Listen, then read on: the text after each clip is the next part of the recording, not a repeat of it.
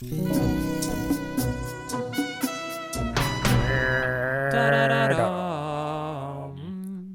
did you go high? I caught a little bit of your... A little bit?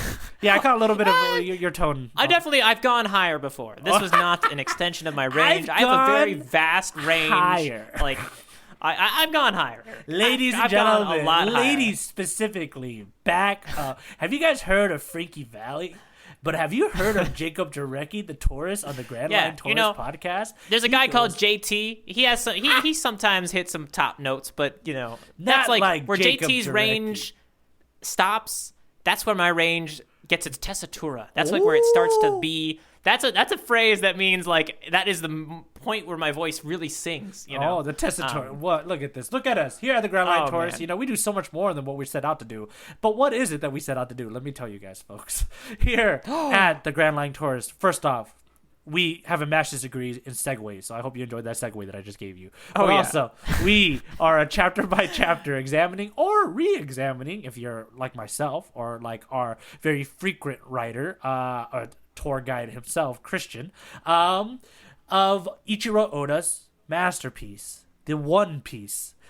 Dang it, I was going to stick in another One Piece. Now I messed up my cadence. But One Piece. We read One Piece. That's all we do. We look through the manga, and we're going it from chapter by chapter from the beginning, because it's Jacob's first time. Because, Jacob, who are you to this podcast? I am the titular... I was going to say titular tour guide, which is totally wrong. I'm the titular tourist. Yes. I am the tourist of the Grand Line.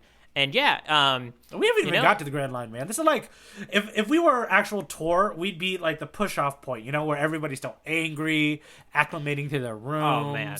They're like, dang it, rough. I'm on this boat, this cruise for the next X amount of days with my family.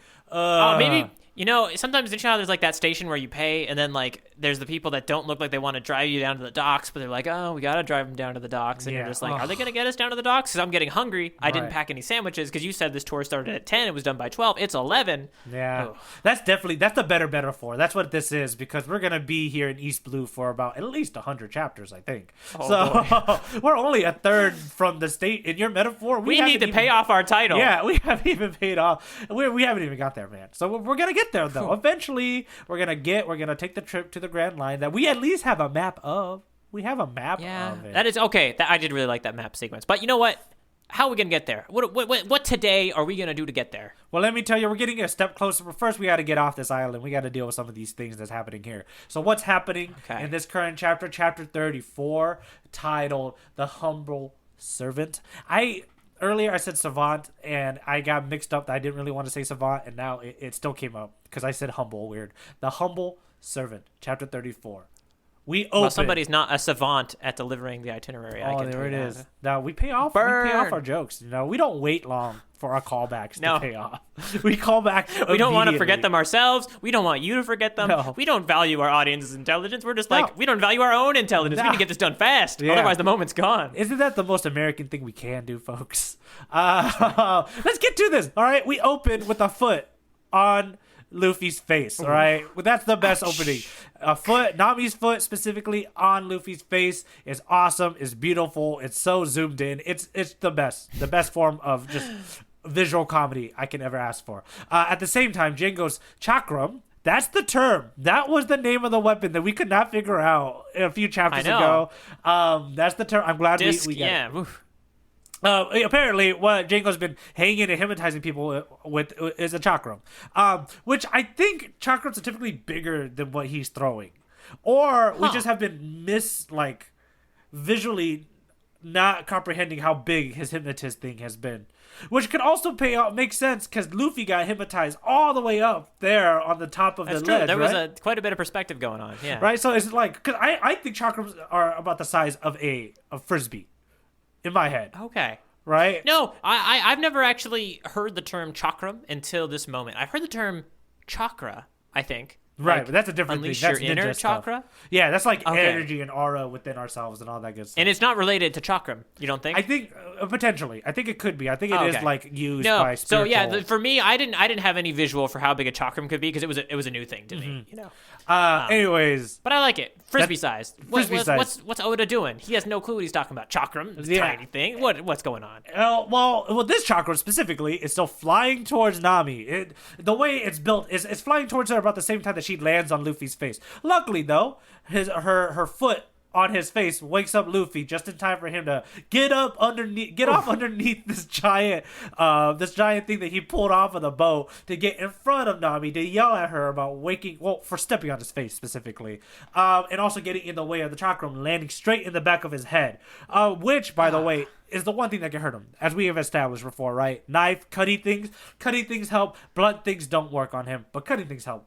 They'll and I thought I woke up poorly, for this tour, getting up early, but it was not as bad as Luffy's awakening. Yes. I can tell you that. Which is what it is. The good guys are cheering because now Luffy's back into this fight. Very angry at the situation, what's happening, but he's in the fight again. We get like a nice little time check coming from Koro. Koro does his little nice time check going 3 minutes. 3 minutes, folks, before I murder everybody here. Just BT dubs, if you guys weren't aware of what's happening right now. At that point, Jacob goes, "Oh God, we gotta hurry up. Butcher, you get Zoro. I get the Straw Hat Captain. We'll split up and do this thing." But at that exact moment, who shows up? But Kaya. Every important. The lame is act 2 or end of act 1 moment has arrived, guys, because every big player in the rest of this story is now currently at this beach. Kaya shows up. Kaya does her thing where she's like, "Mary told me everything," and Koro goes, "Dang it, I thought I killed him." I was like, "Nah, dude, Mary the Ram Butler, can't kill him. That guy, unkillable. No matter how much Jacob thinks he's dead. No, just like Jacob, Captain Koro messed up your perception about how tough Mary is. Mary's still alive. They talk it out. Kaya offers him the money. She says, "Just take my money." But that's not what Koro wants. No, Jacob, what does Koro want? What does he want? I have a word for it. I've thought of it. Oh, you thought of a word for what Captain Kuro wants? Yeah. At the end of the day, homie. Yeah. What do you? He wants it to be his last job. He wants to be done. He wants that sweet peace of mind. I don't know what word you're going for. Yeah. You know what word I am?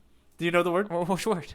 But this mostly happens when people turn 65 and they want to stop doing. Or usually, if we're a cop movie, a cop says this right before they die. It's the thing they're gonna get. Like it's the last day before their. Oh my goodness! Retirement. Oh, duh. That's what he wants. Yeah. He wants his 401k, and his 401k is Kaya, but he can't just get his 401k because pirates don't get that. Believe it or not, it's not part of the package. It's 401 Kaya. It's 401 Kaya, which is, by the way, his retirement can only happen is if these pirates raid this village, killing numerous people, and in the meantime, you die in said raid, but leave me everything because I had to play your butler for X amount of time for 3 years just so I get my peaceful retirement. That's what he wants. Kaya, being, by the way, a complete, hero here, pulls a pistol on him. Out of nowhere. Dang. Yeah, now that she realizes... Little sickly Kaya, she's grown up. She's, dude. She wasn't sure. I think she had some doubts. She wasn't sure going into this that Kalahador was actually turned, but she came prepared. Yeah. She came ready. Tough stuff. She came ready with a pistol, which is a lot more than what I thought Kaya was gonna show up with. That's for reals. That's a for reals weapon. That's not like the fireplace poker. Which I thought she could have showed up with. No, she showed up with something that could hurt somebody. This is at the moment, doesn't really affect Koro that much. He just coldly explains, I did all these things again for his retirement, right? All these fun, loving things that I did with you, kind of raised you, befriended you, took care of you. Man, that's all because I want my retirement. You are an obstacle, an Aaron Sorkin obstacle in my way of getting what I want. Okay, so that's what I'm going to do with you right now. At this moment, this affects her because she's just a child with a gun, and it's affecting her. Oh yeah, and she can't hold on to it. She drops it. She drops the gun. As cool as she was before, I'm still proud of her for pulling it out. But she can't. She's too much emotions. Usopp comes trying to land a punch on him. Can't. Pussyfoot maneuver, as you guys heard us reenact in the last chapter. It's just so fast. Coral's getting ready to be like, you nailed me back at the state when I was still playing nice butler, but now I'm ready to swing at you with all my... And he doesn't even finish his sentence. Well, he does, but in my world, he doesn't really get to finish his sentence because... Yeah. From the bottom of the hill, we get Luffy's punch right on his face. Gum Gum Pistol coming at you. Dude, yeah, so good. My favorite. Invades the panel, knocks him on his butt, and Luffy goes, if you don't like getting punched, well, I'm going to punch you a lot more. And that's the chapter. That's where we are. Yeah. This was a big one. Yeah. I specifically, it was funny when you were mentioning in that itinerary the time, like, 3 minutes remaining until Kuro goes berserk. It made me think that, like, it took me a lot longer than 2 minutes to read the last chapter. The pace at which I'm progressing through the plot is slower than the plot actually unfolding in real time, which is kind of cool. And actually, in a lot of One Piece, we are dealing with slower time, Your eyes to understand what's going on are definitely going slower than real time in a lot of the actions. In the course of one chapter, you still might wind up going over it. Maybe it took you 15 minutes to read a chapter, but that's like a day in the One Piece world. Mm-hmm. But there's always moments that are, just because it's kind of the medium, right? You have these moment-to-moment panels, and specifically with how much detail Oda puts into moment-to-moment, you do have oftentimes, you're going slower than real time, which is kind of interesting to think about. I don't know. It's like, it's a slow-motion world, mm-hmm. It's kind of fun. Yeah, it's affecting our perception of time, too. It's like just kind of how you can do with stories overall. Kind of like at the end of Interstellar, you realize that all time folds into itself. Yeah, I ruined that movie for whoever hasn't seen it. Merv! I'm not sorry. You guys, that's your fault at this point. That movie's old. Merv! I think that's the character's name. I think I'm doing it justice. I have no idea what his name is. All I know is that he's saving Matt Damon. No. McConaughey, his daughter in that movie is named Merv, I think.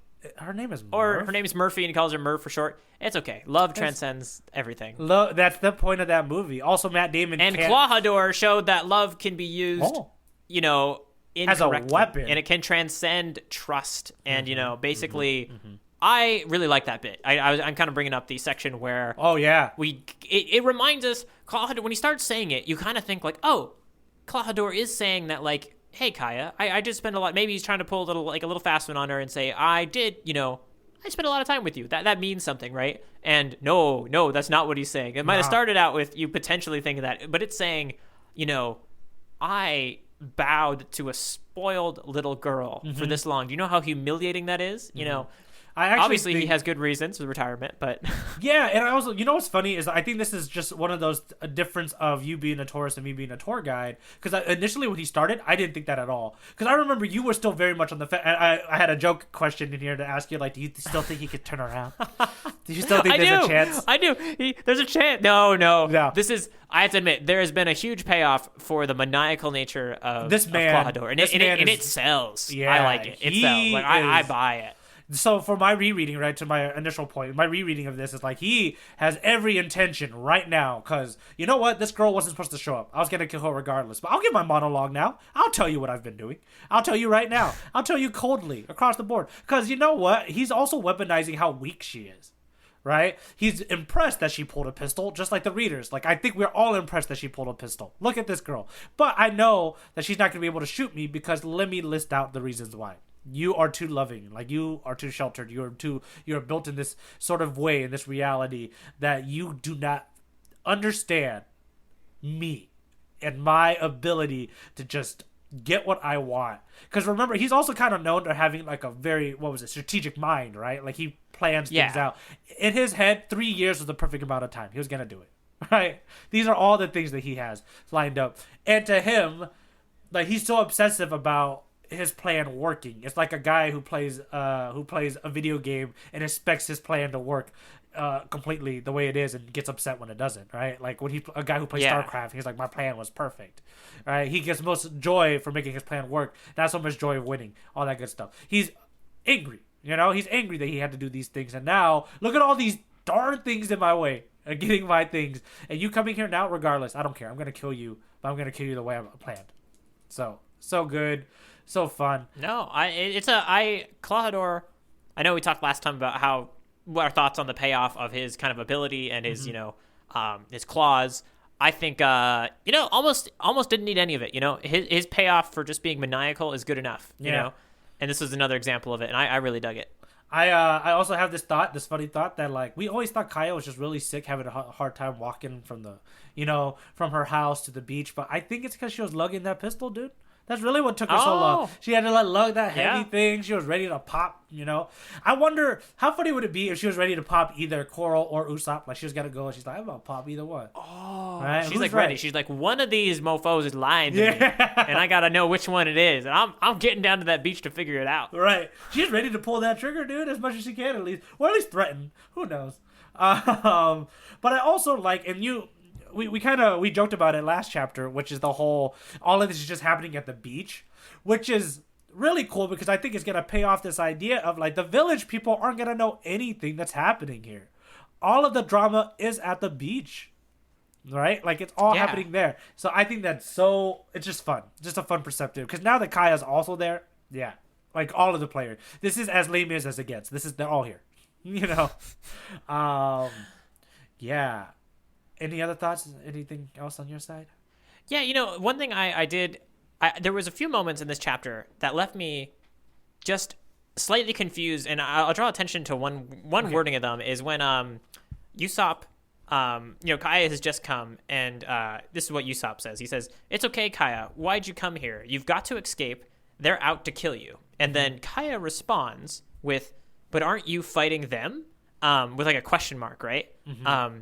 And I actually thought that just like read a little weird. I didn't know if you thought about it. I almost didn't understand what was Kaya saying. Like, but aren't you fighting them? This actually comes back. This is a really good question that kind of ties into what I just mentioned, my last thing, which is that I think her question is saying that aren't you fighting for the village? Because I'm here. Now I am here to fight for the village with you. Like I think that's what her question is initially saying. Like what are you doing here? And she gets to say her cool like. Like it's kind of like the next line sort of reveals it. She says, "But aren't you fighting them? Even though we treated you so horribly, even though you're bleeding all over, like why are you fighting for the village?" Right. And this was I just because we kind of did a little bit of last chapter. I did bring up the Stephen Paul translation for this little section. Okay. And one of the bigger differences is so we got who cares about that? Why did you come here? I told you to run away. They're trying to kill you. And then Kaya responds with, "But you're fighting, even after the horrible things we did to you." And it read clearer to me as opposed to doing the question of, "But aren't you fighting them?" So I'd gotten on a little kick of noting slight differences in translation and kind of comparing them. And I'll just share with you one other that I came across too. Okay. Because I like this too. This has to be. See, this is a thing now. I mean, I have to. If you're gonna do this, okay. I love this. No. I think I will do this when I find. I'm led to do it when I find word. Like if I find a panel to panel transition comment or talk that I'm just like, I don't quite get that, or like it feels. Poorly worded, or like I think it's saying this, but I wish it would be worded differently. Mm-hmm. That's where it's kind of fun to check at least one other translation just to see what the difference was. Mm-hmm. And I was originally also slightly confused about Kuro's talk about only when I have that peace of mind and your wealth will my plan have been accomplished. Because I didn't quite get it. Like, okay, well, so why do they need to attack the village to make that happen, right? Mm-hmm.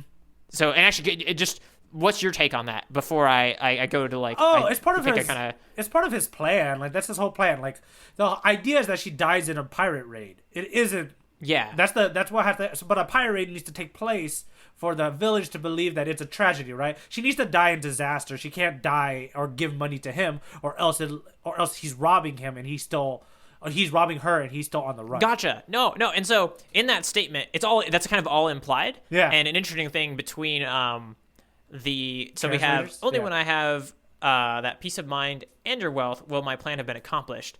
And then in a different translation, only with this peace and your inheritance will my plan be a success. So the freak incidents of the pirate attack and the will left behind after your death are absolutely necessary. And so the difference there is it kind of has this actual mention of the will after your death, which I wonder. This is either there's two things that could happen. Either Stephen Paul thought that you needed that to be reminded of it, or it is the case that it actually just is in the original, the reminder of it. Mm-hmm. And I bet if going with my theory that Paul is trying to stay closer to the text, I think it is in the original. And that actually is interesting. Viz Media decided that we're actually going to leave that implied. So no, it's just a little interesting, basically your methodology behind translation. It leads to slight differences, and in this case, led to me kind of understanding what was going on, but needing to check with you, my tour guide. So that's fine. That's super cool. That brings people together. Viz Media was predicting our podcast. They're like, Jacob needs some questions to ask Eric, so we got to leave him a little confused. You know, and they're also like, Matthew McConaughey, you don't work here. Leave, please. We know you see in the future. We know, right? He's the lead in Interstellar. Is that the lead?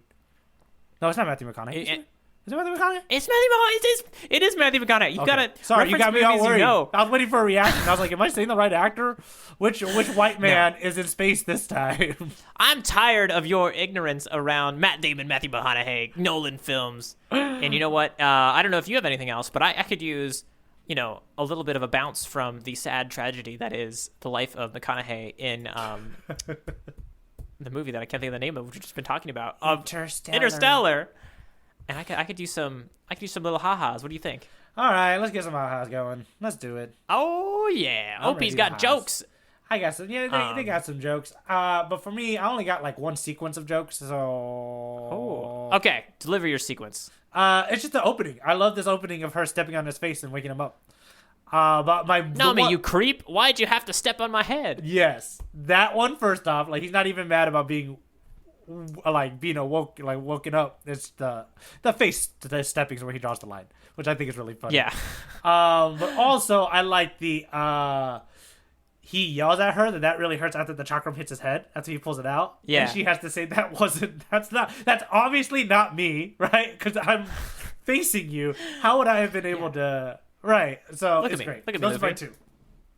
No, I specifically I like the line in the way that it's delivered too. Ow, that hurt. Like, it's just Luffy's optimism and ability to not take pain will never not be funny. Yes. Just like, ow, that hurt for what he just went through is like, holy moly. This kid is not normal. You're lucky you can't see the back of your head, man. Yeah. Besides.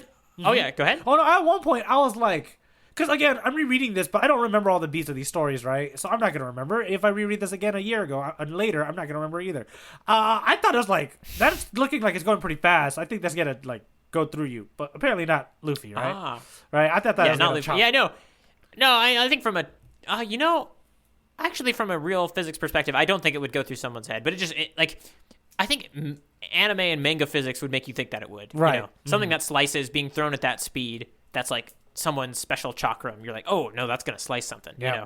But I think actually physically, it's tough. I think there's a lot of the cranium, the skull, there's a lot in there. Oh, nice. Yeah, and it's all rubber. Well, this guy. But for Luffy, I might have half guessed for like a weird frame where like Luffy, his head is kind of split in two, but like rubbery. Yeah. You know what I mean? Like he's still hanging. Yeah. Like and then string like, cheese.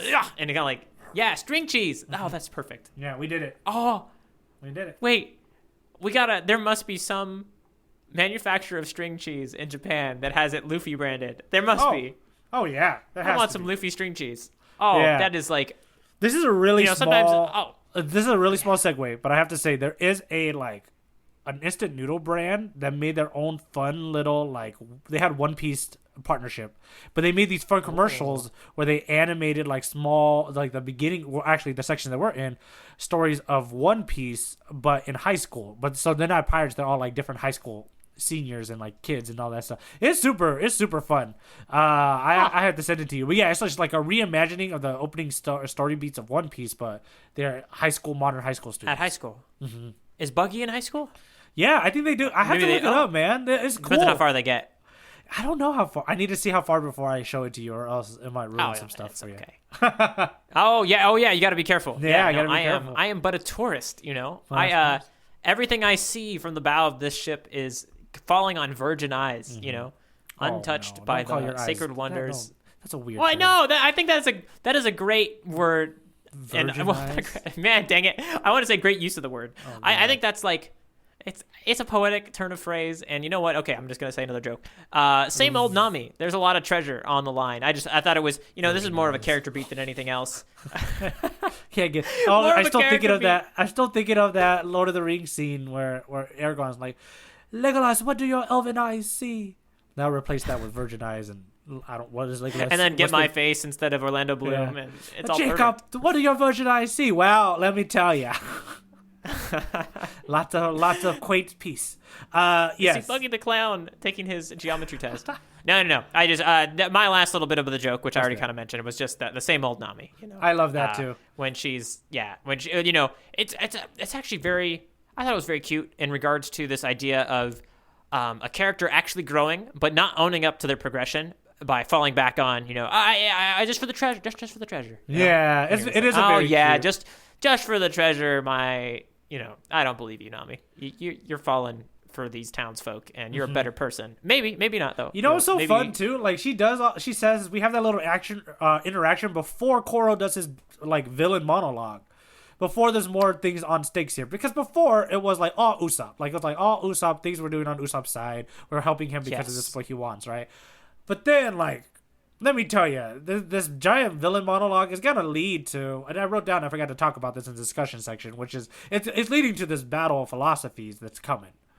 Which is that Koro is like, I get what I want regardless, and I'm going to do these many things and manipulate people to get what I want. Whereas Luffy, on the other end, is like, I'm going to help as many people along the way to get what I want. Like he's not that. Koro is the opposite of that. Koro is like, I don't care who I kill. I don't care who I hurt. I'm getting what I want. Yeah, again, but Luffy's the difference of all of that. So I love it that it's here because I know this is gonna come back around. Like he's gonna bring this up because everybody heard just what Koro said. Everybody heard what you said, man. And he's gonna beat you up now and that just I gotta mention it. You made me think now of this idea of like. Kuro, because he's so ready to kill all the time, right?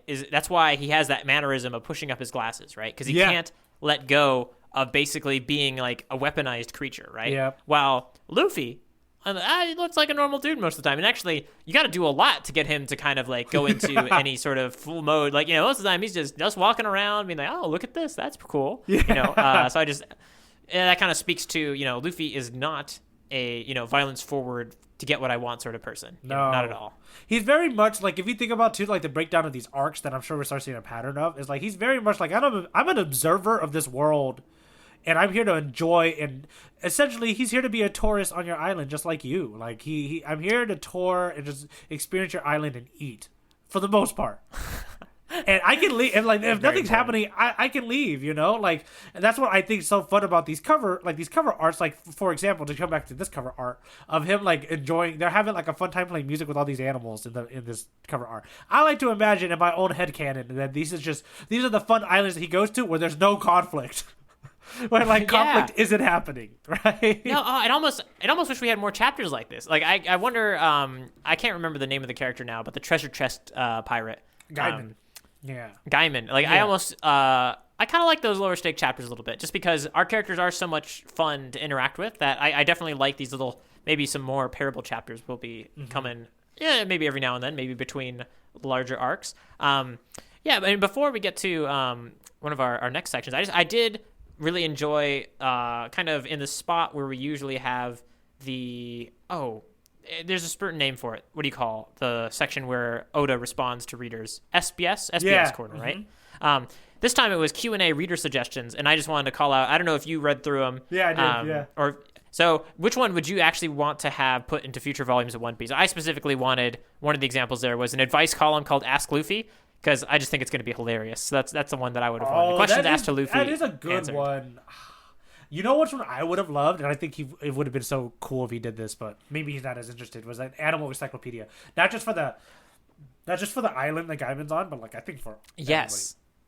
Yeah. No, it almost seems like, to be honest, he likes drawing those covers so much, he should just do it, Yeah. I feel like, Oda could even, if he just went back and looked at all the animals from the covers and gave them like a little like box and a blurb and like wrote about it, like that would be enough for a huge book. Yeah.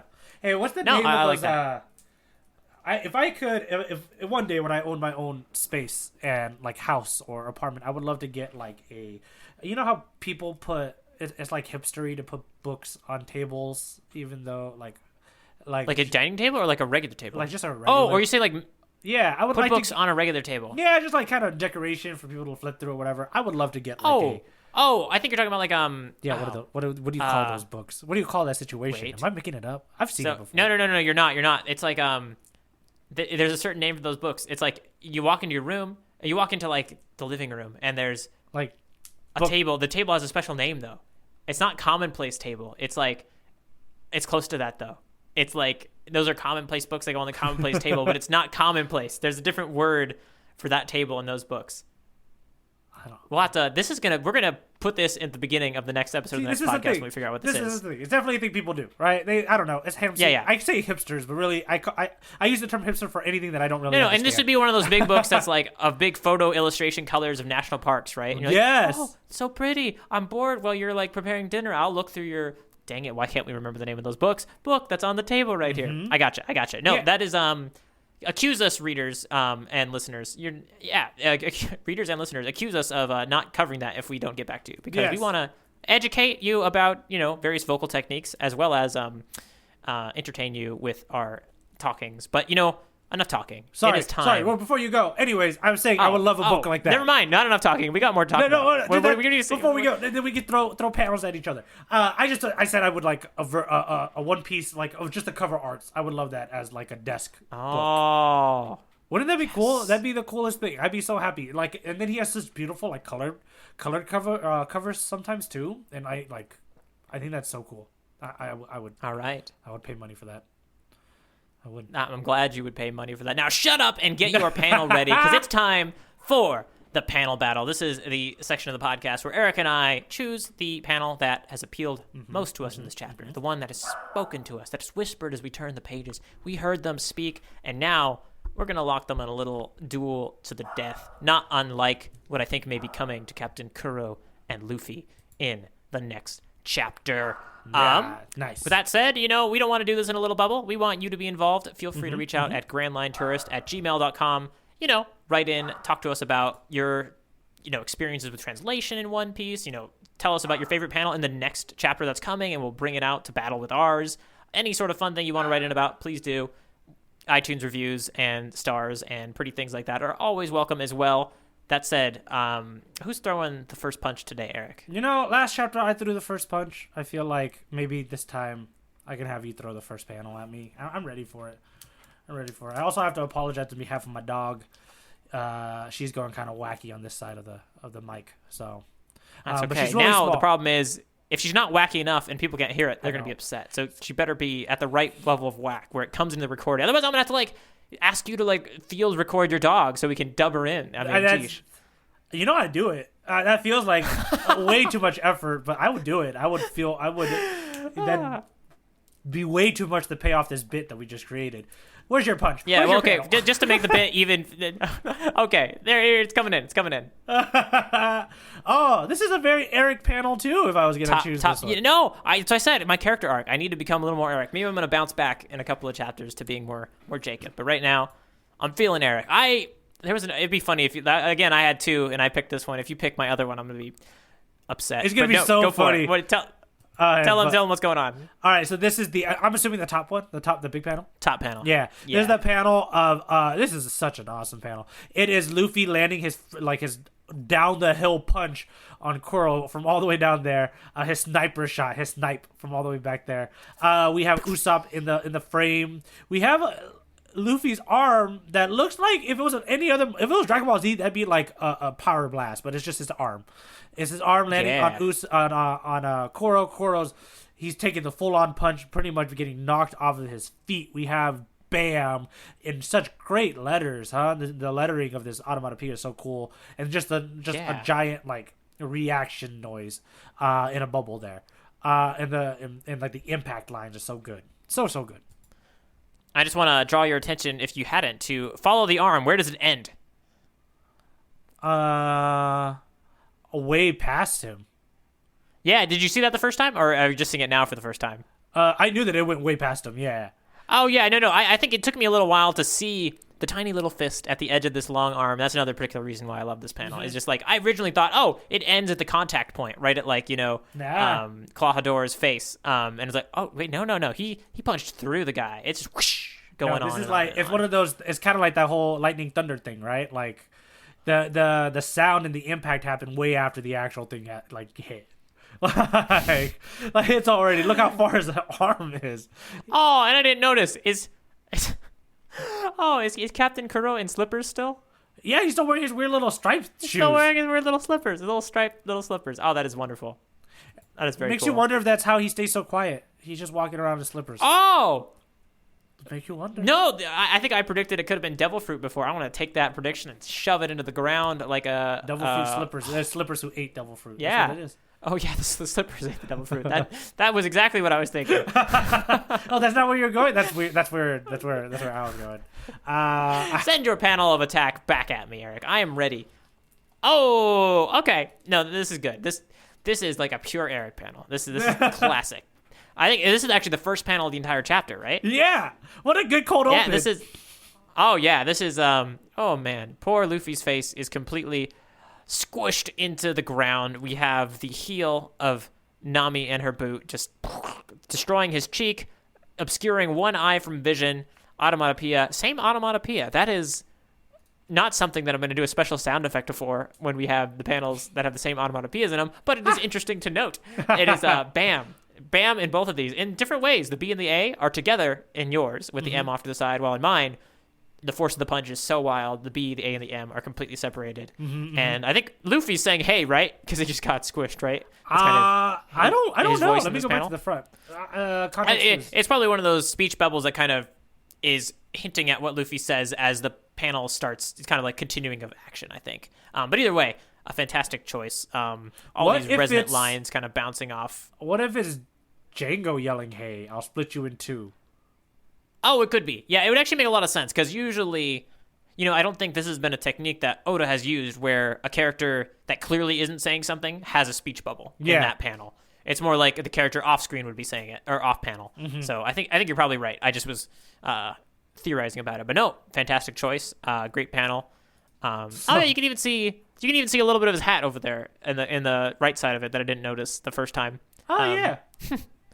Oh, very cool. So good. Well chosen. Very well chosen. All around. Although clearly, Fist. I mean, you can tell by the way the BAMs show up which one is more impressive. That's just all I'm saying.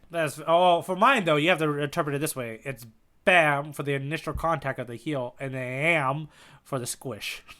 No, and that actually leads to the exact onomatopoeia that I think we should do as we exit is you get to repeat your BAM, I get to repeat my BAM. They're two different types of BAMs, right? Yeah. Clearly. Yeah. So, yeah, no, I'll give us a little countdown here. We'll start going. Here we go.